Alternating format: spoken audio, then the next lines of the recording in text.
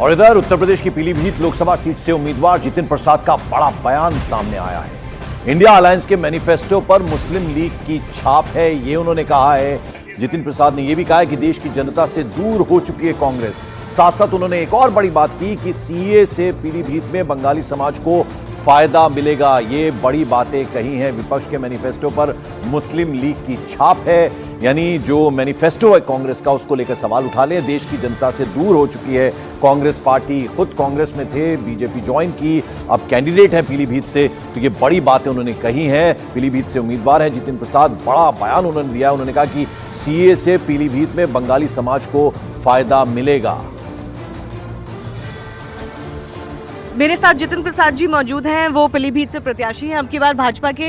जितिन जी, जब प्रधानमंत्री यहाँ आए थे तो उन्होंने सीएए की काफ़ी बात करी। यहाँ पे सीएए का पूरा मैसेज फैलाया जा रहा है। उन्होंने बात करी क्यों सीएए की ज़रूरत थी, क्यों जो पाकिस्तान अफ़गानिस्तान से जो हिंदू लोग आ रहे हैं हमारे भाई बहन के समान हैं। मैंने देखा कि पीलीभीत में काफ़ी मुस्लिम पॉपुलेशन भी है, तो आपको क्या लगता है कि वो सीए का मैसेज यहाँ पे कैसे लैंड करेगा? देखिए, सीए का मैसेज ये है कि यहाँ जैसे प्रधानमंत्री जी ने भी कल अपने विचार रखे और बताया, हिंदू और सिख भाई जो हमारे हैं, जो किसी कष्ट में हैं, उनके लिए भारत में दरवाजे खुले हैं। और एक जो यहाँ बहुत बड़ी एक समस्या, इसलिए आपको मैं बताना चाहता हूँ, ख़ास तौर से इसलिए रखी गई थी सीए की बात कि यहाँ बहुत बड़ी आबादी बंगाली समाज की, जो एक समय में आज़ादी के बाद यहाँ पुनर्स्थापित किए गए थे, उन लोगों के अभी तक, आज तक 70 साल बाद तक उनके सिटीज़नशिप, उनकी पूर्णतः कागज़ पूरे नहीं हुए हैं। और वो उनको आज ये सरकार ने, और पीलीभीत में जो इतनी बड़ी संख्या है, उसको हम लोगों को लाभ मिलेगा।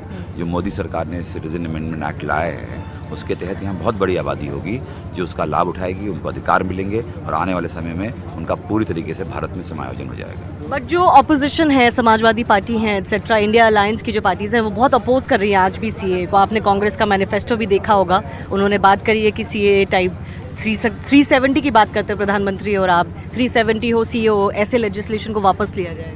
ऐसा है, प्रधानमंत्री जी ने कह दिया ना कि जो इंडिया अलायंस का और बाकी लोगों का मैनिफेस्टो है, उसमें लगता है कि मुस्लिम लीग की छाप है। और अब आप जनता देखिएगा क्या फैसला लेती है। कभी ऐसे बर्दाश्त नहीं करेगी जो लोग एक ही वोटों के लिए किसी विशेष वर्ग के लिए काम करते हैं। जो मोदी जी कर रहे हैं, सर्व समाज, सबको साथ लेके चल रहे हैं। उनकी योजनाएं जो हैं वो सबके लिए हैं। कार के लाभ जो मिल रहे हैं वो सबको मिल रहे हैं, और किसी तरीके की वोटों के लिए नहीं है, देश के लिए कर रहे हैं।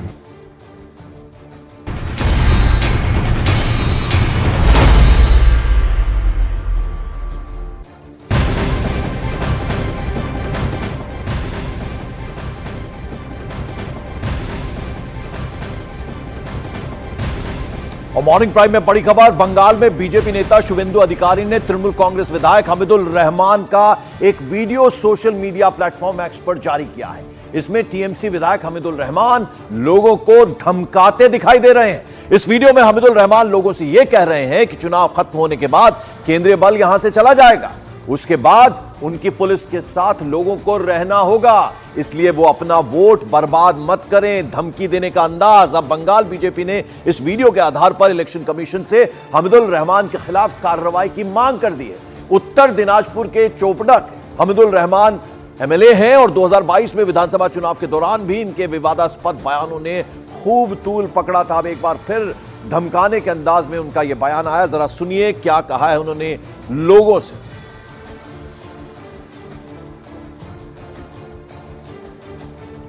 সেন্ট্রাল গভর্নমেন্টের ফোর্স 26 তারিখ পর্যন্ত থাকবে, তারপরে আমাদের এই ফোর্সের সঙ্গে থাকতে হবে।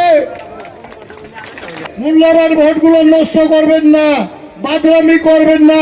26 তারিখে সেন্ট্রাল বাহিনী চলে যাবে, তারপরে আমাদের এই সেন্ট্রাল বাহিনীরা থাকবে।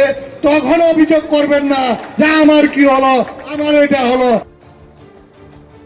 और बीजेपी नेता शुवेंदु अधिकारी ने तृणमूल कांग्रेस विधायक हमीदुल रहमान का वीडियो पोस्ट करते हुए सोशल मीडिया प्लेटफॉर्म एक्स पर लिखा, चोपड़ा से टीएमसी विधायक हमीदुल रहमान अपने खिलाफ दर्ज आपराधिक मामलों के लिए जाने जाते हैं। यहां उन्हें वोटरों और विपक्षी पार्टी के कार्यकर्ताओं को धमकाते हुए देखा जा सकता है। उनका आदेश साफ है, एक बार चुनाव खत्म हो जाने के बाद केंद्रीय बल चले जाएंगे और एकमात्र बल जो रहेगा वो उनका यानी तृणमूल कांग्रेस का है। मतदाता और विपक्षी पार्टी के कार्यकर्ताओं को उनसे निपटना होगा।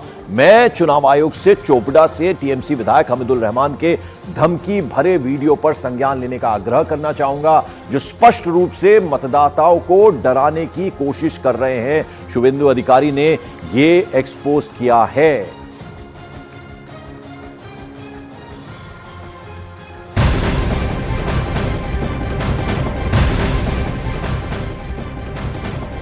और इस बीच पश्चिम बंगाल की मुख्यमंत्री ममता बनर्जी को गुरुवार को जलपाईगुड़ी में एक अजीब से हालात का सामना करना पड़ गया।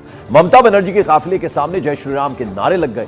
जैसे उनका काफिला चालसा इलाके पहुंचा, वहां मौजूद बीजेपी जो कार्यकर्ता है उन्होंने जय श्री राम के नारे लगाने शुरू कर दिए। हालांकि इस घटना पर ममता बनर्जी ने कोई प्रतिक्रिया, कोई रिएक्शन उनकी तरफ से नहीं आया। अमूमन इस तरह की जब भी कोई वाकया होता है, पेश आता है, उनके सामने तो रिएक्ट जरूर करती हैं। चालसा इलाके में बीजेपी उम्मीदवार के समर्थन में बीजेपी की एक रोड मीटिंग चल रही थी। इसी दौरान वहां से मुख्यमंत्री का काफिला गुजरा तो बीजेपी कार्यकर्ताओं ने जय श्री राम के नारे लगाने शुरू कर दिए। मुख्यमंत्री का काफिला वहां पर कुछ सेकंड्स के लिए रुका जरूर, लेकिन ममता बनर्जी ने कुछ कहा नहीं।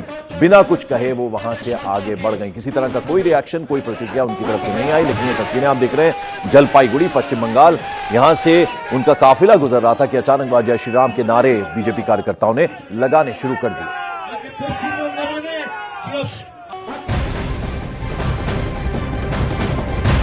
मॉर्निंग प्राइम में बड़ी खबर, संदेश खाली में महिलाओं के खिलाफ अपराध और जमीन कब्जे से जुड़ी शिकायतें दर्ज कराने के लिए सीबीआई ने अब एक ईमेल एड्रेस जारी किया है। सीबीआई ने कदम कलकत्ता हाईकोर्ट के आदेश के बाद उठाया है।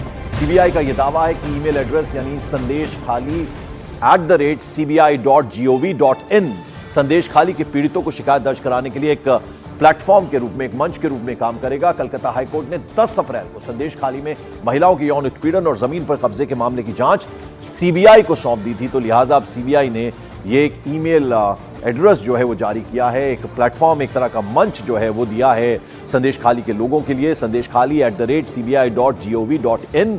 और इस पे जो भी शिकायत है, किसी भी तरह की शिकायत है, संदेश खाली के लोग इस पर अपनी शिकायत दर्ज करा सकते हैं। तो ये सीबीआई की तरफ से एक्शन लिया गया। अभी सीबीआई को जांच का जिम्मा सौंपा था कलकत्ता हाईकोर्ट ने, उसके बाद सीबीआई ने यह कदम उठाया है।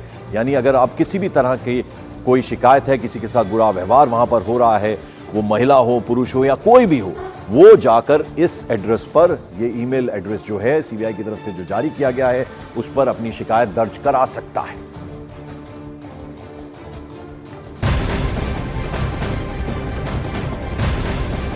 उधर बंगाल में बीजेपी नेता दिलीप घोष ने ममता